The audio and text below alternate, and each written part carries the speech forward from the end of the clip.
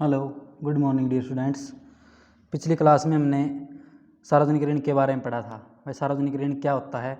सार्वजनिक ऋण से हमारा अभिप्राय यही है, भाई सरकार के द्वारा जो भी कर्जे लिए जाते हैं या जो भी सरकार के द्वारा जो ऋण लिया जाता है उसी को हम क्या कहते हैं? सार्वजनिक ऋण कहते हैं। उसके बाद हमने पढ़ा था भाई क्या क्या उसके सोर्स थे। जो सार्वजनिक ऋण थे उसके क्या क्या सोर्स थे, एक्सटर्नल सोर्स थे और इंटरनल सोर्स थे। उसके बाद हमने देखा था भाई इम्पोर्टेंस क्या थी, जो पब्लिक जो ऋण लिया, सार्वजनिक जो ऋण है उसकी क्या इम्पोर्टेंस थी। आगे का नेक्स्ट जो हमारा टॉपिक है वो आपका है इफेक्ट ऑफ पब्लिक डेबिट। सार्वजनिक ऋण का क्या प्रभाव पड़ता है, जो सरकार के द्वारा जो सार्वजनिक ऋण लिए जाते हैं उसका क्या प्रभाव पड़ता है। इसका हम अलग अलग से देखेंगे भाई। जो आप सार्वजनिक ऋण का प्रभाव देश की आर्थिक क्रियाओं पर सार्वजनिक ऋण का बहुत बड़ा प्रभाव पड़ता है। देखते हैं कि जो भी सरकार के द्वारा जो ऋण लिए जाते हैं और जो देश की जो आर्थिक क्रियाएं होती हैं उनका उन पर जो सार्वजनिक ऋण होता है उसका काफ़ी प्रभाव पड़ता है। जैसे जो आर्थिक क्रियाएं हैं, उत्पादन पर जो सार्वजनिक ऋण का क्या प्रभाव पड़ता है, वितरण पर क्या प्रभाव पड़ता है, उपभोग पर क्या प्रभाव पड़ता है और कीमत स्तर पर क्या प्रभाव पड़ता है। सबसे पहले हम देखते हैं भाई उत्पादन पर क्या प्रभाव पड़ता है। तो इसमें हम देखेंगे भाई जो उत्पादन पर जो सार्वजनिक वित्त है उसका अच्छा प्रभाव क्या है, इनके पॉजिटिव इफेक्ट क्या है और उस पर नेगेटिव इफेक्ट क्या है। तो दोनों प्रकार के जो प्रभाव हो उत्पादन पर पड़ते हैं जो भी सरकार के द्वारा ऋण लिए जाते हैं। तो सबसे पहले हम देखते हैं जो इसका पॉजिटिव इफेक्ट क्या है। जब सार्वजनिक ऋण का उपयोग उद्योगों की स्थापना अथवा उत्पादन में वृद्धि करने के लिए किया जाता है तो इससे देश का उत्पादन क्या है, बढ़ता है। लोगों को रोजगार मिलने लगता है, उनकी आय में वृद्धि होती है, वे बचत अधिक अधिक कर सकते हैं। तो इस प्रकार से जो सार्वजनिक ऋण का है उत्पादन पर अच्छा प्रभाव पड़ता है। यदि सार्वजनिक ऋण का प्रयोग यातायात के साधन, बिजली की योजनाओं, भारी उद्योग, सिंचाई व्यवस्था आदि के विकास के लिए किया जाता है तो इसके दो प्रभाव पड़ेंगे। एक तो देश में पूंजी निर्माण को प्रोत्साहन मिलेगा और दूसरा निजी उत्पादन का भी जो है अधिक विकास हो सकेगा। थर्ड, इसके अंदर आप पॉजिटिव इफेक्ट देखते हैं आपका, सार्वजनिक ऋण के द्वारा उत्पादन में इतनी वृद्धि हो जाए कि ऋण की मात्रा तथा ब्याज की रकम का भुगतान उसके द्वारा संभव हो सके। तो इसका लाभ यह रहेगा कि नए कर नहीं लगाने पड़ेंगे और पूंजी निर्माण को प्रोत्साहन मिलेगा। तो इसके फलस्वरूप भी जो है आपका उत्पादन क्या है, बढ़ेगा। अब नेगेटिव इफेक्ट इसके अंदर हम देखते हैं क्या क्या बैड इफेक्ट क्या पड़ते हैं।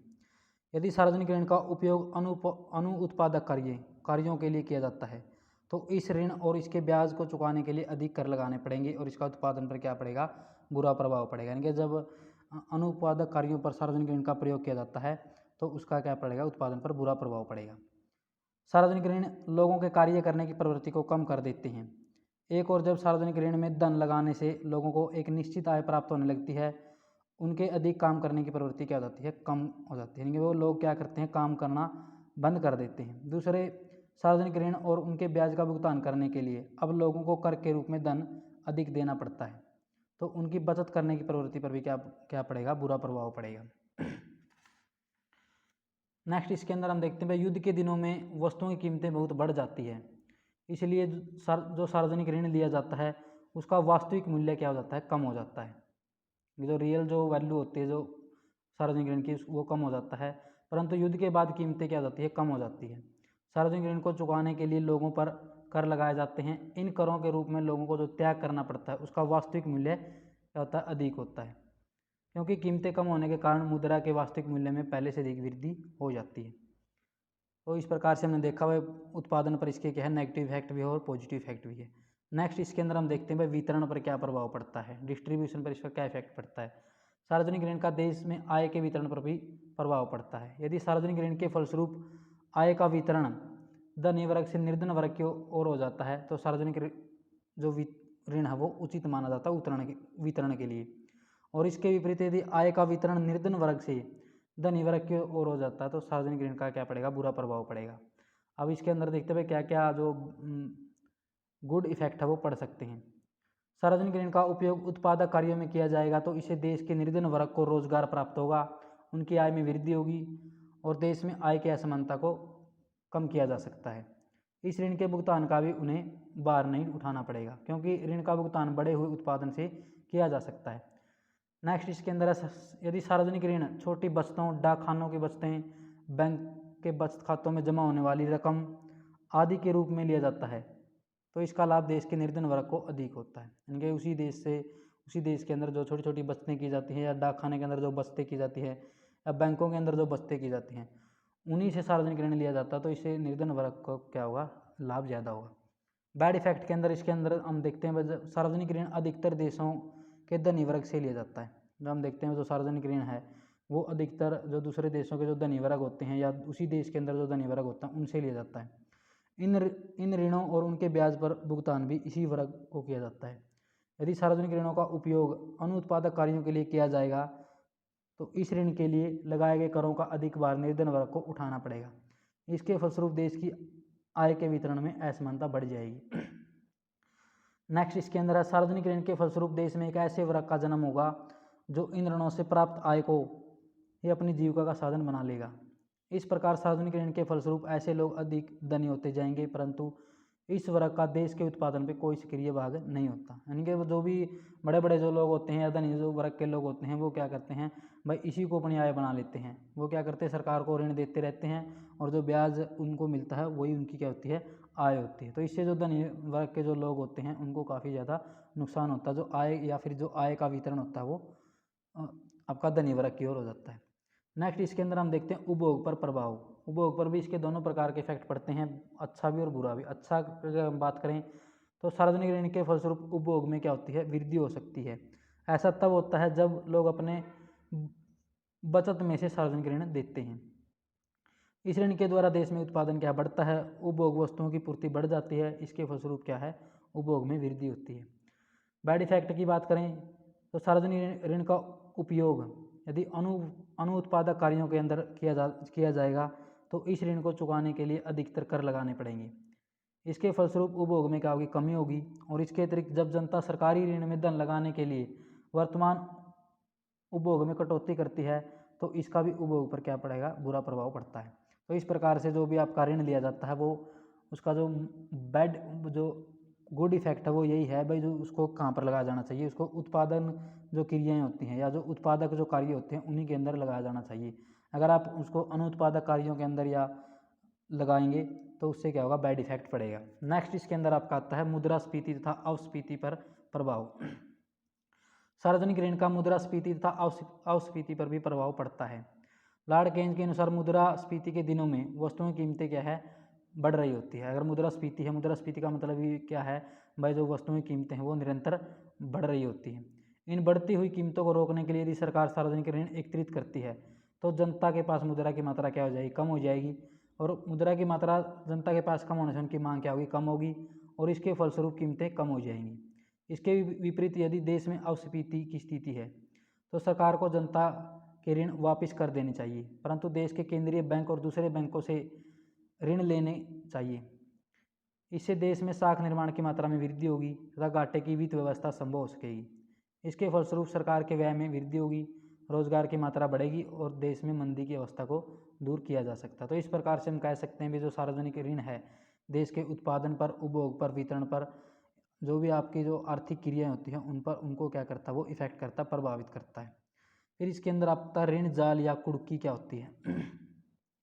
जब सार्वजनिक ऋण की मात्रा बहुत अधिक बढ़ जाती है तो सरकार के लिए ऋण की किस्त तथा ब्याज की रकम का समय पर भुगतान करना संभव नहीं हो पाता।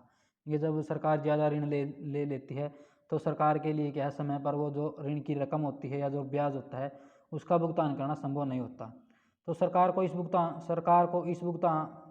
को ये भुगतान करने के लिए और ऋण लेने पड़ते हैं। इस स्थिति को ही ऋण जाल या कुड़की की स्थिति कहा जाता है। अन्य शब्दों में ऋण कुड़की वह स्थिति है जिसमें सरकार को वर्तमान ऋण तथा उसके ब्याज का भुगतान करने के लिए नया ऋण लेना पड़ते हैं। तो उसी को हम क्या कहते हैं, ऋण जाल या कुड़की कहा जाता है। आगे इसके अंदर हम देखते हैं जो सार्वजनिक ऋण का वर्गीकरण किस प्रकार से किया जा सकता है। जो क्लासिफिकेशन है, सार्वजनिक ऋण को कितने प्रकार से डिवाइड किया जा सकता है या बांटा जा सकता है। तो सार्वजनिक ऋण को हम समय के अनुसार अल्पकालीन, दीर्घकालीन, कोषित और अकोषित, प्रयोग के आधार पर देखें तो उत्पादक और अनुत्पादक, प्रकृति के अनुसार देखें तो ऐच्छिक, बाध्यकारी या अनैच्छिक, और स्रोत के अनुसार देखें तो घरेलू या आंतरिक और विदेशी या बाह्य स्रोत देख सकते हैं। तो हम सबसे पहले समय के अनुसार देखते हैं। अल्पकालीन ऋण सबसे पहले तो जो ऋण सरकार के द्वारा 1 वर्ष की अवधि के लिए लिए जाते हैं उनको हम कहते हैं अल्पकालीन ऋण। इन अल्पकालीन ऋणों को लेने का मुख्य कारण यह है कि सरकार द्वारा जो कर लगाए जाते हैं उनकी जो वसूली होती है वो साल के अंतिम 2 या 3 महीनों में होती है, परंतु सरकार का जो खर्चा होता है वो नियमित रूप से चलता रहता है। तो सरकार अपने इस खर्चे को पूरा करने के लिए 3 महीने के लिए, 6 महीने के लिए या 1 वर्ष की अवधि के लिए ऋण लेती है। इन ऋणों को अग्रिम ऋण भी कहा जाता है। तो इसलिए सरकार क्या करती है, वह ट्रेजरी बिल बेचती है और उसी से क्या करती है, वो अपने जो अल्पकालीन ऋण इकट्ठे करती है। नेक्स्ट इसके अंदर हम देखते हैं वो दीर्घकालीन जो ऋण होते हैं। ये ऋण जो 10 वर्ष से अधिक समय के लिए लिए जाते हैं। इन ऋणों का प्रयोग सार्वजनिक कार्यों जैसे सिंचाई है, यातायात है, बहुमुखी जो योजनाओं को निर्माण के लिए किया जाता है। इन ऋणों का प्रयोग भारी उद्योगों की स्थापना के लिए भी किया जाता है। देश के आर्थिक विकास के लिए इन ऋणों का क्या है, बहुत अधिक महत्व है। इन ऋणों का भार भावी पीढ़ी पर पड़ता है और इनका लाभ भी उसी पीढ़ी को होता है। आगे आता है आपका कोषित ऋण। जब ऋण की मूल रकम लौटाने के लिए सरकार बाध्य नहीं होती है, कि जो मूल रकम होती है ऋण की वो लौटाने के लिए सरकार क्या है, बाध्य नहीं होती, उसको हम क्या कहते हैं, कोषित ऋण कहते हैं। इन ऋणों का ब्याज नियमित रूप से चुकाने की व्यवस्था होती है। सरकार जो ये ऋण लिए जाते हैं इनकी मूल रकम चुकाने के लिए बाध्य नहीं होती, लेकिन जो ब्याज होता है वो क्या है, नियमित रूप से चुकाती रहती है। फिर आता है आपका अघोषित ऋण। अघोषित ऋण वे ऋण हैं जिनके मूलधन तथा ब्याज का भुगतान एक निश्चित तिथि तक करने के लिए सरकार वचनबद्ध होती है। यानी कि कोई भी निश्चित तिथि होती है, उस तिथि तक उसका मूलधन भी और उसका ब्याज का भुगतान करने के लिए सरकार क्या होती है, वचनबद्ध होती है। नेक्स्ट इसके अंदर हम देखते हैं प्रयोग के अनुसार उत्पादक और अनुत्पादक। उत्पादक ऋण का मतलब है जो उत्पादक ऋण वे ऋण होते हैं जिन्हें उत्पादक कार्यों में लगाया जाता है। इन ऋणों से प्राप्त रकम को उद्योगों की स्थापना, सिंचाई की व्यवस्था, बहुमुखी योजनाओं के निर्माण, यातायात साधनों पर खर्च किया जा सकता है। इन ऋणों के द्वारा पूंजी निर्माण से जो आय प्राप्त होती है उसके द्वारा ही इन ऋणों का भुगतान कर दिया जाता है। प्रत्येक देश के आर्थिक विकास और पूंजी निर्माण में इन ऋणों को जो आपकी श्रीमती उर्सुला हिक्स हैं उन्होंने सक्रिय ऋण बताया है। फिर आपका अनुत्पादक ऋण। अनुत्पादक ऋण वे ऋण है जिनके व्यय से न तो आय प्राप्त होती है और न ही उत्पादन क्षमता में वृद्धि होती है। यह ऋण अकाल, बाढ़, जो आपकी प्राकृतिक जो विपत्तियां हैं या युद्ध है इन पर खर्च किए जाते हैं। तो जो आपकी श्रीमती हिक्स ने इन्हें मृतभार, डेड वेटेड डेबिट या निष्क्रिय ऋण कहा है। तो इन ऋणों का जो भार होता है वो सारी की सारी जो इकोनॉमी अर्थव्यवस्था उस पर पड़ता है। नेक्स्ट इसके अंदर हम देखते हैं प्रकृति के आधार पर ऐच्छिक या फिर अनैच्छिक या बाध्यकारी। ऐच्छिक ऋण क्या होते हैं? ये ऋण जनता अपनी इच्छा के अनुसार सरकार को प्रदान करती है। सरकार ऋण की शर्तों के अनुसार इनका ब्याज सहित भुगतान कर देती है। ये ऋण काफ़ी लोकप्रिय है। ये ऋण देश तथा विदेशों से प्राप्त किए जा सकते हैं। फिर आता है बाध्यकारी या अनैच्छिक या अनिवार्य ऋण। संकट काल की अवस्था में सरकार लोगों को ऋण देने के लिए मजबूर कर सकती है। इन ऋणों को लोग अपनी इच्छा से नहीं देते, इसलिए ये ऋण अनैच्छिक ऋण कहलाते हैं। भारत में शुरू में की गई अनिवार्य बचत योजना अनैच्छिक ऋणों का ही उदाहरण थी। ये ऋण लोकप्रिय नहीं होते, जनता इसका क्या करती है, विरोध करती है। नेक्स्ट इसके अंदर हम देखते हैं स्रोत के अनुसार। जो पीछे भी मैंने पढ़ा था भाई, जो इसके इंटरनल और जो एक्सटर्नल थे। इंटरनल में हम जो भी घरेलू या आंतरिक जो ऋण होते हैं। आंतरिक ऋण वे ऋण होते हैं जो किसी देश के अंदर उसी देश की जनता अथवा बैंक आदि वित्तीय संस्थाओं से प्राप्त किए जाते हैं। ये देश की मुद्रा में ही प्राप्त होते हैं। इनका जो मूलधन या ब्याज का भुगतान है उसी देश की मुद्रा में किया जाता है।